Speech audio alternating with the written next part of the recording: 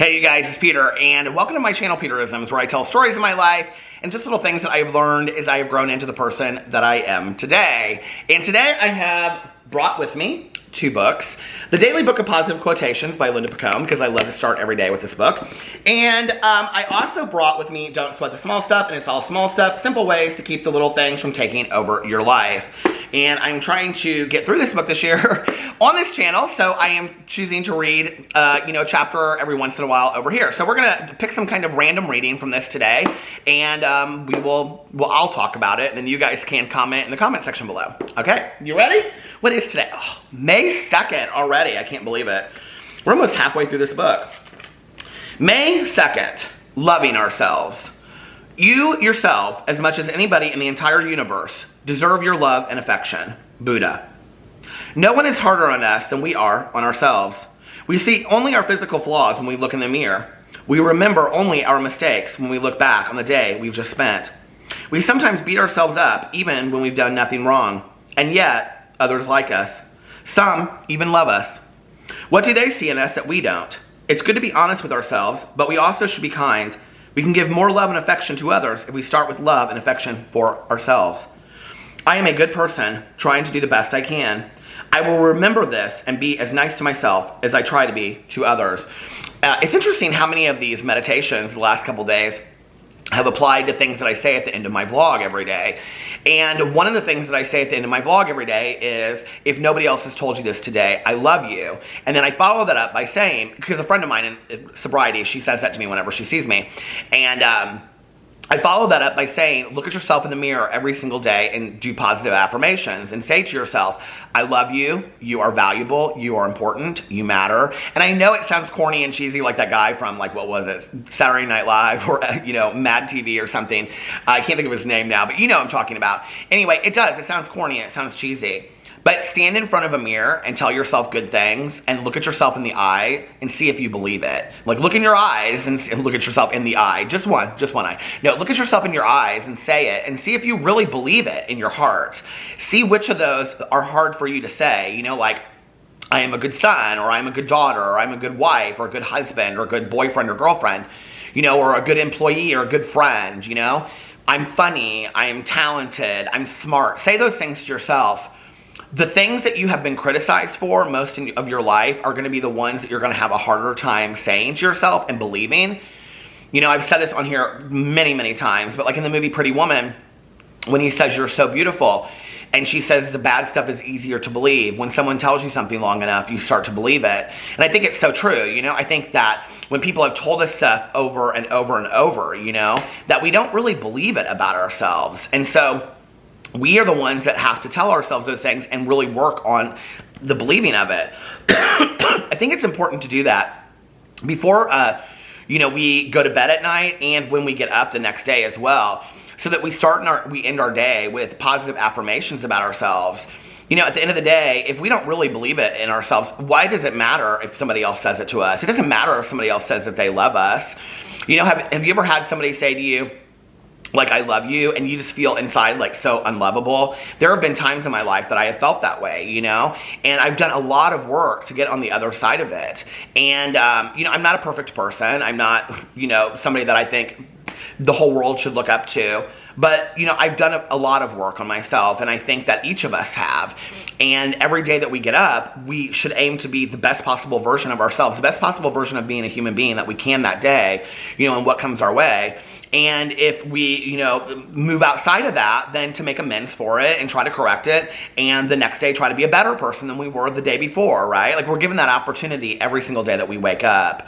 But to punish ourselves by not loving ourselves, I don't think is appropriate. I think, we have to love ourselves anyway. If you think about, like, being a parent and you have a small child and the child makes a mistake, you don't hate your child for that. You love your child for that, right? And you look at that as a teaching moment to try to teach them to do things different in the future, but you don't hate them. You love them, right? So why do we go to that inner hatred of ourselves, when we make mistakes or whatever? Like, no, we should love ourselves and allow ourselves to have that teachable moment and continue to grow.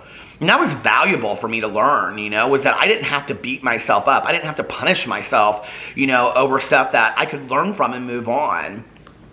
People ask me a lot, like, what's, something that, like, really turns you off in people.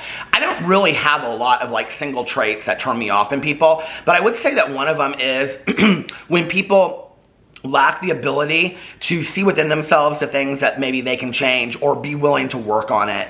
Because I think that there's such an arrogance that goes along with that, in that, like, I have nothing else to learn. I've learned everything that there is to learn on this planet. Well, if that's the case, then your life is pretty much over, because why are you here? I mean, like, for me, the purpose of living is to continue to grow and learn on a daily basis about how I can be a better and different human being. We learn that stuff every single day, right?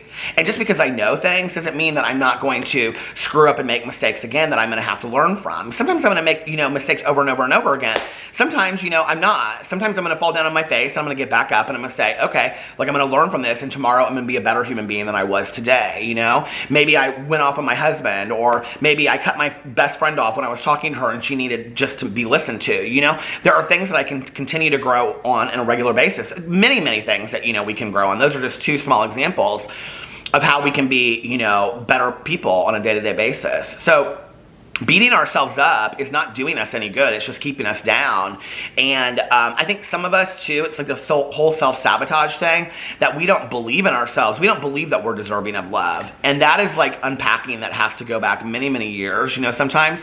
That if that's how you feel, if you feel inside yourself like, I do not feel like I am lovable, I don't think I'm deserving of any kind of love, please think about reaching out to somebody and getting some professional help. I think that's something that, could really be unpacked and talked about if you're willing to consult with somebody, and look at where that started from. We all deserve to be loved by ourselves. We do, we only have one time around on this place, We're, like, here but for a minute, and life is fragile.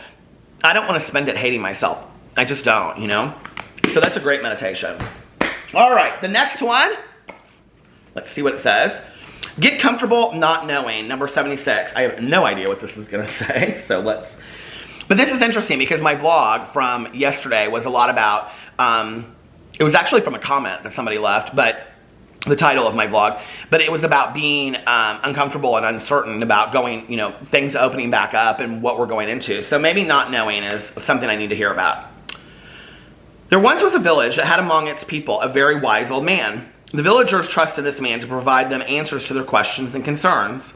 One day, a farmer from the village went to the wise man and said in a frantic tone, "Wise man, help me. A horrible thing has happened. My ox has died and I have no animal to help me plow my field. Isn't this the worst thing that could have possibly happened?" The wise old man replied, "Maybe so, maybe not." The man hurried back to the village and reported to his neighbors that the wise man had gone mad. Surely this was the worst thing that could have happened. Why couldn't he see this? The very next day, however, a strong young horse was seen near the man's farm. Because the man had no ox to rely on, he had the idea to catch the horse to replace his ox, and he did. How joyful the farmer was. Plowing the field had never been easier. He went back to the wise old man to apologize. "You were right, wise man. Losing my ox wasn't the worst thing that could have happened. It was a blessing in disguise. I never would have captured my new horse had that not happened. You must agree that this is the best thing that could have happened." The wise man replied once again, "Maybe so, maybe not." Not again, thought the farmer. Surely the wise man had gone mad now. But once again, the farmer did not know what was to happen. A few days later, the farmer's son was riding the horse and was thrown off. He broke his leg and would not be able to help with the crop. "Oh no," thought the man. "Now we will starve to death." Once again, the farmer went to the wise man. This time he said, "I just stopped going to the wise man, wouldn't you?" This time he said, How did you know that capturing my horse was not a good thing? You were right again. My son is injured and won't be able to help with the crop. This time I'm sure that this is the worst thing that could have possibly happened. You must agree this time." I think we know what he's going to say, don't we? But just as he had done before, the wise man calmly looked at the farmer and in a compassionate tone replied once again, "Maybe so, maybe not." Enraged that the wise man could be so ignorant, the farmer stormed back to the village. I think the problem is with the farmer, not with the man. The next day, troops arrived to take every able-bodied man to the war that had just broken out. The farmer's son was the only young man in the village who didn't have to go. He would live while the others would surely die. The moral of this story provides a powerful lesson. The truth is, we don't know what's going to happen. We just think we do. Often we make a big deal out of something. We blow up scenarios in our minds about all the terrible things that are going to happen. Most of the time we are wrong. we keep our cool and stay open to possibilities, we can reasonably certain. We can be reasonably certain that eventually all will be well. Remember, maybe so, maybe not. I love that. That is so good. I really, really like that. And you know, like I was talking about this in my vlog, I think last night or the night before. One of the things that I've really been thinking about recently is, you know, I think, like so many of us, you know, I have done the same thing, complained about, oh, I'm being at home and whatever, and one day I say I'm bored, and the next day I'm like, oh my god, I have all these things to do that I haven't done that I wanted to get done, you know, and I had a friend of mine say to me yesterday, something to the effect of, she was like, I'm kind of sad that we're like coming out of this, like I've kind of enjoyed being at home, you know, I think things have to get back to normal at some point, like, you know, I think, like, we're all worried about the economy, we're all worried about money, I'm worried about getting sick as well, and I'm worried about my friends and family health, you know, and everybody else's, like yours out there. And I think the thing is like there's so much uncertainty right now with what's going to happen in the future, but we never know, you know. And the one thing is, you know, like I'm very, very grateful for the fact that I've gotten to spend so much time with my husband, with my dog, sitting at home, you know, that I've learned to relax and be calm. I have had nowhere to go, so I've just been here, I've taken naps, I've watched a lot of TV shows, I've read a lot of books, you know, and so to some degree, like this has been a blessing in disguise, you know. I've been able to, I've realized that I really don't need to spend as much money. Like that's a huge thing, right? It's like we go out to dinner all the time. I've been spending all the money on that, and you know, we've like to some degree have learned that I don't have this need to spend the way that I was spending before, and I didn't even spend that much money. So you know, at the time, if you had asked me how do you cut your expenses, I would have been like, well, I guess we could go out to dinner less or this or whatever, but I realized through this whole thing, you know, that my needs are very, very basic in the reality of the world. You know, I just, you know, that I have a place to sleep and, you know, food to eat, and my husband and my family and my friends to be okay. Like, I don't even have to necessarily see them. I haven't seen my best friend. We were talking about this today. I haven't seen my best friend in like 5 weeks, you know, maybe more than that. And so I have learned a lot, you know, that if she were to move away, we've talked a lot about that our friendship would still stay intact. You know, I don't have to necessarily worry about that anymore. That, you know, if in the grand scheme of things down the road she moves or I move, that, you know, like I could see her every 2 months and we could still talk on the phone and be okay. Like our friendship would still stay intact. So there's been a lot that I have learned through all of this, and I don't want to forget that. You know, and I think my fear is that everything for me has kind of slowed down to some degree.